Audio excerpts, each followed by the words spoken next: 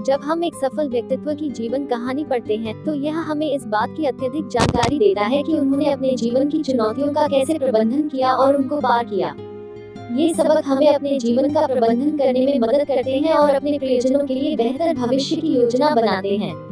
श्री गौतम अदानी भारतीय अर्थव्यवस्था के आकाश में चमकने वाले ऐसे ही एक सितारे हैं। अंबानी के बाद अदानी का दूसरा सबसे धनी परिवार है, लेकिन अन्य बिजनेस टाइकून के विपरीत अदानी ने अपने पिता से भाग्य प्राप्त नहीं किया। इसके बजाय उन्होंने अपनी किस्मत बदलने के लिए कड़ी मेहनत की। अगर आप गौतम अदानी की सफलता की कहानी देखते हैं तो इससे उनकी दृढ़ इच्छा शक्ति, व्यापार कौशल और कड़ी मेहनत का पता चलता है, जिसका इस्तेमाल उन्होंने अपनी सफलता की सीढ़ी बनाने के लिए किया था। एक कॉलेज ड्रॉपआउट से एक बिजनेस टाइकून के लिए उसकी कहानी उल्लेखनीय से कम नहीं है। अदानी एक बच्चे के रूप में उद्यमी लक्षणों का प्रदर्शन किया। उन्होंने करियर शुरू करने के लिए दूसरे वर्ष के बाद कॉलेज छोड़ दिया। वह अपने माता पिता के 7 बच्चों में से एक थे जो आर्थिक रूप से कमजोर थे। उनके पिता एक कपड़ा व्यापारी थे। अदानी हीरे की कुंडी का काम शुरू करने के लिए मुंबई चले गए। उनकी पहली नौकरी 2-3 साल तक चली, लेकिन तब तक उन्होंने व्यापार की बारीकियों को समझ लिया था और यह बाजार के साथ कैसे बदल गया था। व्यापार के बारे में उनके ज्ञान ने उन्हें हीरे की दलाली लगाने में मदद की। यह पहला व्यवसाय था जिसमें उन्होंने अपने हाथों का कोशिश की। उनके जीवन का अगला ब्रेक तब आया जब उनके भाई महाशुक अदानी ने उन्हें अपने द्वारा शुरू की गई प्लास्टिक फैक्ट्री में काम करने के लिए वापस अहमदाबाद बुलाया।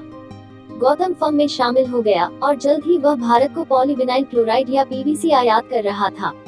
इस घटना ने वैश्विक व्यापार क्षेत्र में उनके प्रवेश को चिन्हित किया।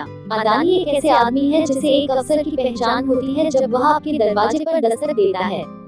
दूरदर्शिता और अवसर को जब्त करने की क्षमता वे गुण हैं जो एक सफल व्यक्ति को द्रव्यमान से अलग करते हैं। अदानी इसका जीता जागता सबूत हैं। उन्होंने उन अवसरों की पहचान की जब भारतीय अर्थव्यवस्था ने भूमंडलीकरण के दरवाजे खोले। यह उनके लिए आशीर्वाद साबित हुआ। स्थिति का उपयोग करते हुए उन्होंने नए बाजार पर कब्जा करने के लिए तेजी से विविधता लाई। अदानी ने 1988 में अदानी समूह की स्थापना की, लेकिन उनकी कंपनी शुरू में कृषि उत्पादों और बिजली पर कारोबार कर रही थी। लेकिन 1991 में यह बदल गया कि भारतीय अर्थव्यवस्था के नए युग की शुरुआत हो गई। अदानी ने बाजार की मांग में बदलाव को देखते हुए विविधता लाने का अवसर लिया। धीरे धीरे अदानी समूह एक समूह के रूप में उभरा जो बिजली उत्पादन और प्रसारण, कोयला व्यापार और खनन, गैस वितरण, तेल और गैस की खोज, बंदरगाहों और एसीजन में विविधता ला रहा है। अदानी ने समाज को वापस देने में विश्वास किया। एक शूटिंग स्टार की तरह अपनी सफलता के बावजूद गौतम हमेशा अपनी जड़ों से जुड़े रहे। अपनी पत्नी प्रीति अदानी पेशे से दंत चिकित्सक और अदानी फाउंडेशन के प्रबंध ट्रस्टी के साथ वह कई परोपकारी गतिविधियों में लगी हुई है।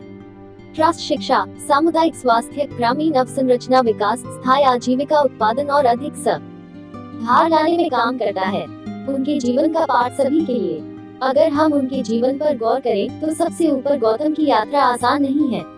वह एक स्वनिर्मित अरबपति हैं और इस पद को हासिल करने के लिए उन्हें सबकी तरह संघर्ष करना पड़ा। लेकिन वह एक दूरदर्शी व्यक्ति भी थे जिसने शुरुआती जीवन में अवसर आने पर अवसरों को जब्त करना सीख लिया था।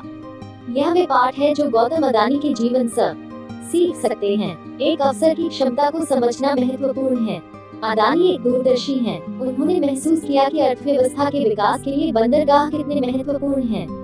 अदानी ने व्यापारी बंदरगाहों की क्षमता को समझा और खंड पर एकाधिकार स्थापित करने में सफल रहे। आज वह भारत में सबसे बड़ा बंदरगाह मालिक है और देश और विदेश में नए बंदरगाहों का निर्माण जारी है। यह भी पढ़े, अदानी ग्रुप का सफर। विविधीकरण कुंजी है। शुरू से ही उन्होंने बाजार बदलते ही अपने व्यवसाय में विविधता लाने पर ध्यान केंद्रित किया। कृषि और बिजली उत्पादों के निर्यात से शुरू करके उन्होंने अपने व्यवसाय को बिजली उत्पादन और वितरण, तेल और गैस की खोज, रसद, बंदरगाह विकास जैसे अन्य क्षेत्रों में विविधता प्रदान की। जब भारत का आर्थिक दर्शन बदल गया, वह जल्दी ही व्यवसाय के अवसरों को पहचान लेते थे। उल्लेखनीय बातचीत और बातचीत कौशल A+ है। उन्होंने एक बार तत्कालीन रेल मंत्री नीतीश कुमार से मुलाकात की और उन्हें रेलवे को बंदरगाहों को एकीकृत करने के महत्व को देखने के लिए आश्वस्त किया। उन्होंने पोर्ट रेल लिंकेज नीति तैयार करने के लिए मंत्री को सफलतापूर्वक आश्वस्त किया। नीति ने बंदरगाह के मालिकों को निकटतम रेलहेड्स के लिए अपने स्वयं के रेल ट्रैक चलाने की अनुमति दी। सीखना कभी भी बंद न करें। उन्होंने शीर्ष व्यावसायिक स्कूलों से परिष्कृत प्रशिक्षण नहीं लिया। उन्होंने व्यापार की चाल को देखकर व्यापार सीखा, जिसने उन्हें मांग और आपूर्ति का महत्व सिखाया। वह एक उत्सुक पर्यवेक्षक है जो समझता है कि आगे की मांग कहां पैदा हो सकती है और शुरुआती अवसर को जब्त करने में विश्वास करता है। अदानी ने अपने बंदरगाह में 2 किलोमीटर लंबी हवाई पट्टी का निर्माण किया, जो बड़े विमानों को पूरा करने में सक्षम था। यह हवाई पट्टी के लिए भारत का एकमात्र बंदरगाह है। उसके पास उच्च मूल्य, हीरे और दवा जैसे कम मात्रा के सामान के परिवहन का प्रबंधन करने के लिए इसे पूरी तरह कार्यात्मक बनाने की योजना है। अपने मूल्यों पर अटल रहें। उन्हें एक मजबूत मूल्यों और एक अटूट रवैये के लिए जाना जाता है। उन्होंने कई मौकों पर टिप्पणी की कि सरकार के साथ काम करने का मतलब यह नहीं है कि आपको रिश्वत देनी होगी। लंबी अवधि के मूल्य सृजन के लिए अपना ध्यान केंद्रित करें।